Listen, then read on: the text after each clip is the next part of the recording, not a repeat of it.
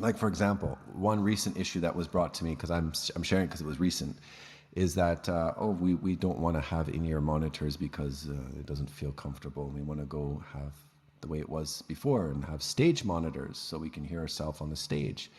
Well, that would defeat the purpose of separating the three audios of worship team audio, congregational audio, and recorded audio.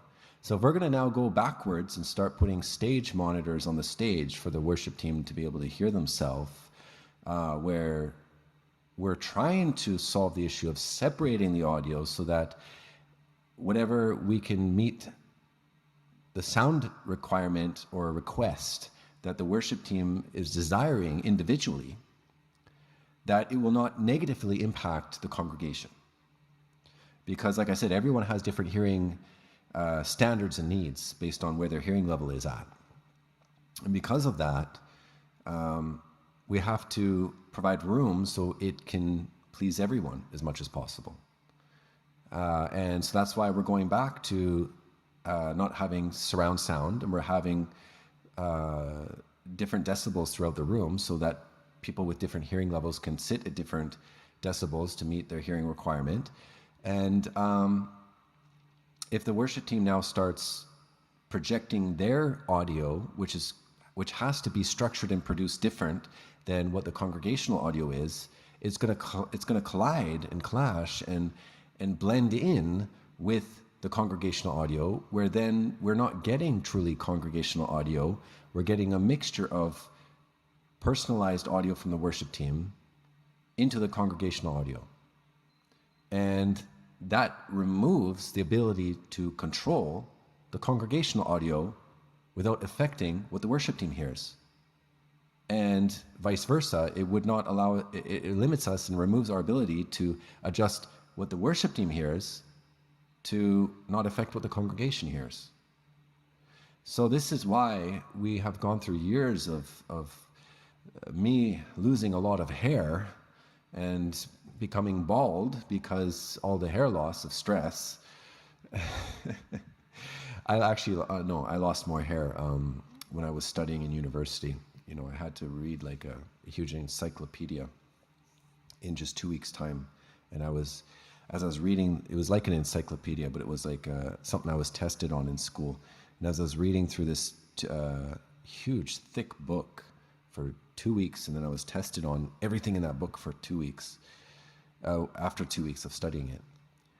As I was going through studying, like 18, 19 hours a day, I was rubbing my hair, and I would pull out my hand, and like batches of hair would fall out of my hand. It was horrible.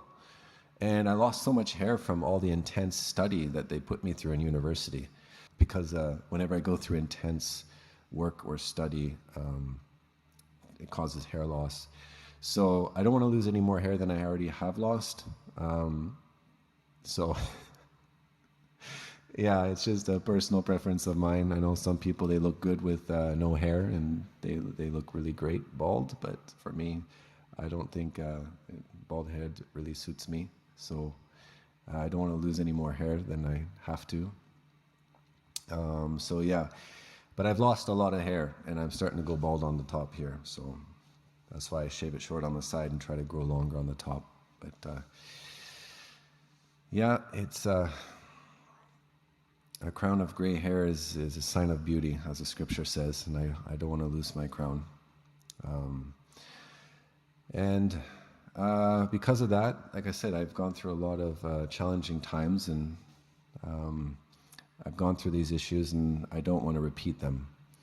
I want to move past them so we keep moving forward.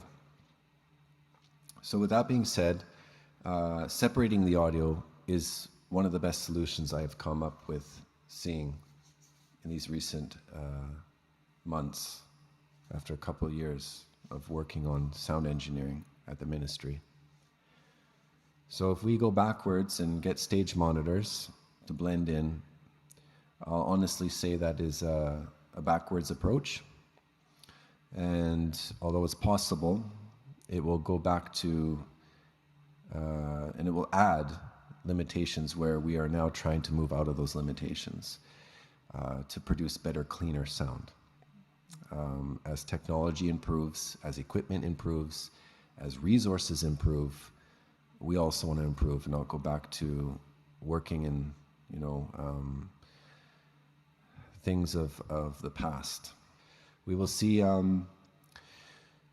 lot more celebrities and professional artists will be wearing in-ear monitors, whereas before you never used to see in-ear monitors on TV. If you look at something from like 1960s, like some of those famous Elvis tracks and a lot of those famous 60 singers, celebrities, you'll see that they had sound recording equipment and they used stage speakers and PA speakers. But now, if you look at 2022, a lot of people are wearing professional IEM in-ear monitors. So it is kind of like an antique style appearance, and sometimes, based on the type of music video and the type of scene that people want to produce, if they want to go really old school, they call it, they'll put up the stage monitors to make it look, like the traditional concert. But technology is changing and improving for the purpose of solving these issues. And we're not trying to just display something just for the fact of appearance. We're trying to produce something. So we can't just say, oh, let's make the church look beautiful and let's make all these fancy stage equipments and let's just display the church to make it look so beautifully decked out and decorated, but yet it's not producing a good thing. So we're not here to just focus on outward appearance or the materialism of the church. We're looking at what can we do to produce a better result, that we produce quality as we reach people so that we can bring quality into their lives. That's my focus anyways. And I don't see anything wrong with that. So that's why I take this approach in this direction to say that let's focus on ways that improve the sound. Let's focus on ways that can enhance the sound and make things better, rather than just trying to just show off and make things look beautiful. And having stage monitors at the stage to be able to hear yourself, that can be solved with in-ear monitors. Now, it might not look as pretty, it might not look like the church has all this expensive equipment displayed at the pulpit. It might not look beautiful to have less equipment, but if it serves the same purpose, and not only serves the same purpose, yet solves other problematic issues of PA speakers that project out audio, causing a lot of feedback and hotspot zones and all of that, why not, in the meantime, solving the same purpose and preventing other issues, why not go with the better solution and the better option? So this is why I'm going to stand behind it. And there's going to be people that are opposing it and say, okay, let's just go back to the way we see the world doing it for display. Okay, well, I'm focused on producing results. So rather than focused on appearance. So because of that, I'm going to stand by what produces better, and I'm going to stick with that. And if people oppose it, well, that's to their discretion if they want to go in that direction and do and implement it. But it's not. I'm not going to say, oh, okay, well, let's just. I'm supporting your idea. No, I don't support it. As I strongly believe, obedience is better than sacrifice. So although I have a sacrifice, which is a good thing to bring, I have something better to bring, I'm just going to be obedient to whatever the directive or the direction is to go. But I'm still going to say it regardless. So whether it brings issues or whether it does not produce a better result than what was proposed, then at least they were aware of that before the decision. Like I said, make an informed decision. So that way, I'm not going to be bombarded with complaints where I'm saying, okay, well, I had something that was going to solve all these issues, but you didn't like it, and you wanted me to go with this route that had issues.